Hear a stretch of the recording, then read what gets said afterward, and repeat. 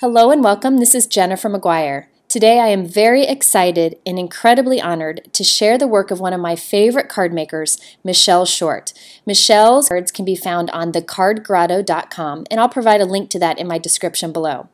Now, Michelle's cards are simply elegant. She can take this powerful white background, add incredible coloring to it, and come up with a simple masterpiece. She can do cutesy, she can do classy, she can do everything in between. And I am in love with her coloring skills.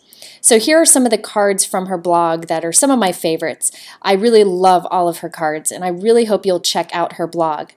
Well, I asked her to share a video today where she tackles something that I have yet to try, and that is no-line coloring. No-line coloring is very intimidating, especially for me. I think it's really hard to do, but she makes it incredibly simple with her tips, and I am going to have to give it a try after watching this. So here you go. This is Michelle's take on no-line coloring. Hello there, Michelle here. Jennifer kindly invited me onto her channel to share some no-line Copic colouring with you. I know this is a technique that many crafters struggle with, but I hope to be able to share some tips with you and you can see how I do it. I really love floral images for this technique, and I'm going to be using this lovely tulip image here from the Clearly Besotted Friends Forever stamp set. One of the things that you need to be aware of when using this technique is that you want a colour of ink that's going to be paler than the colours that you're colouring with, so that you don't see the lines. So if you're using some colours to colour it in that are a lot darker, you can get away with a darker ink, but if you're using a pale colour, then you want to use a pale ink. And these ones here from MFT, these are the hybrid inks. They work really well with Copic markers, and these are very pale shades and they work really well for this technique. So here I've added the tulip image onto a stamp press, and I'm going to ink it up really well with the Pink Lemonade Hybrid ink from MFT.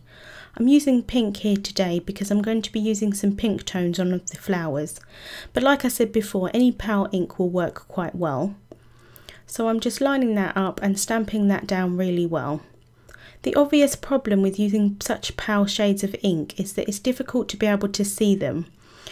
One thing I have found is that if you grab a lamp, any kind of lamp will do that you have in your house, and shine it down from above and look at it directly from above as well, you'll be able to see the lines slightly better, or at least I can, as opposed to looking at it from a sideways view. However, there is a piece of equipment that does the job for you and you can see the lines perfectly, and that's a light pad or a light box. What I've done here is I've stamped the image with some black ink onto a piece of printer paper. It actually doesn't matter what paper you use. And then once I apply the cardstock on the top and turn the light on, you can see through that and you can see the image underneath, which is great. And this is a really thick piece of cardstock as well, and I can see with no problems whatsoever. So then I can just line up those two pieces and add some temporary adhesive between them so that they don't move while I'm colouring. So now, whichever method I use, whether I use a light box or I just be able to see the lines, I use the same technique. The obvious problem is, like I've said, is that you can't see the lines. So what I do here is I use my lightest marker. This is the lightest Copic marker that I'm going to be used to colouring in. And I just outline the lines. So you've brought back the lines to it, so you'll be able to see exactly where you're colouring. You don't need to worry if you're going outside of the lines because you can now see them. So now I can just colour as I usually would. I happen to be using a technique going from dark to lightest. That's just how I particularly colour, but it doesn't make any difference because now, like I said, you can see the line. So I'm going to go in with my mid-tone here, and then I'm going to go in with my lightest colour to blend them together. I'm using Copic markers today, but this technique works really well with lots of other colouring mediums. Works really well with coloured pencils or any other markers, whether they be water-based or alcohol-based, or even watercolours work really well with this as well. And here I'm just blending all of those shades together with my lightest marker. I've gone back to my light box here so you can see what I'm doing, and I'm just mapping out another leaf and a stem. I'm actually only mapping out half of this leaf because it kind of folds in on itself, and I want to make sure that I colour that quite well so that I've got some darkest and some lightest shades, because I want to make sure that, because you can't actually obviously see the stamped image, that kind of represents itself within the colouring. So I want it to be darker where the two leaves meet and also at the top of the leaf, like I said again, so that you can actually define how the leaves are moving. Here I'm using 3 shades of green, but you can definitely either use loads more or you could actually probably get away with 2. You just want to make sure that those darkest areas are a little bit extra dark and the lightest areas are quite light. But I definitely don't think that you need a lot of different colours for this technique, and I think it really does work out well. I also think that the added time that you're taking on the colouring does really work out, and it's worth it in the end. Once I'd finished colouring in all of the stems and the leaves, I'm now going to work on the flower heads or the petals. So again, I'm using my lightest Copic marker shade here, and I'm just outlining those petals. This one I'm colouring in, but to be honest, it doesn't really make much difference. You just want to be able to see that outline and where the actual petals are. So I'm just going to do 3 here, and then I'm going to turn off the light box, and again I'm going to colour as I usually would. Like I said on the leaves, I am paying a little bit more attention to where the darkest area is, because I want these petals, to have quite a bit of dimension between them. So I'm making sure that on this one here I'm adding quite a bit of darkness to the bottom area, because that's where the darkness would be in real life. And then also I'm going to make sure that I add quite a lot of the dark colour between where those petals meet, so the ones on the right hand side and the left hand side, between this one here in the middle. The great thing about using floral images for this technique is that you have a little bit of artistic license. If you accidentally go outside of the lines, no one's probably going to notice. However, if you did that on, say, a person image or an animal, for example, you're more likely to notice it. Nature in general is definitely not perfect, but it's definitely beautiful, and I think that it will show on the image the same. This technique lends itself to more of a watercoloured look, just because you can't see the outlines of it. And I think it works quite nicely if you add a couple of the brush strokes in from actually the Copic markers, and don't necessarily need to blend the colours really well together, because I think it adds to the artistic look. So you definitely don't need to be an expert at colouring to be able to do this method, and I think a lot of people do think that. I definitely think it's worth giving it a go, whether you're a beginner or you're an expert. I'm using colours here that I know that I can blend quite well together. They're close on the Copic numbering system, so you know that they're going to blend well together, but also I've used them quite a bit in the past, and I know that I personally can blend them quite well together. I think it helps if the fact that you actually like the colours. I think they tend to blend better. I'm not sure why, but I think everyone has colours that they particularly gravitate towards, and also those ones are going to be easier to blend for you.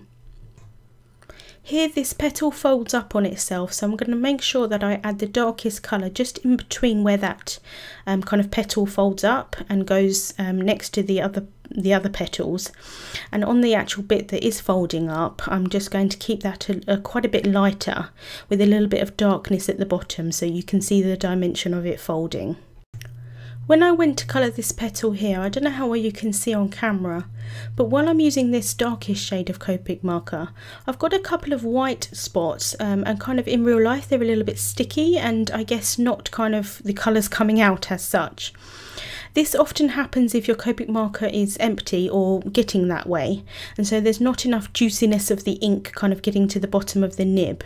However, it does just happen with Copic markers occasionally for no particular reason, and the best way to do it, I've found, is just to change the nib of the Copic marker, and then it seems to work absolutely fine afterwards. So here I'm just adding in this darkest area. This is where you kind of look into the flower, and so this would be the darkest area, and also I want to define where those petals are, so that it again just doesn't kind of blend into one whole petal.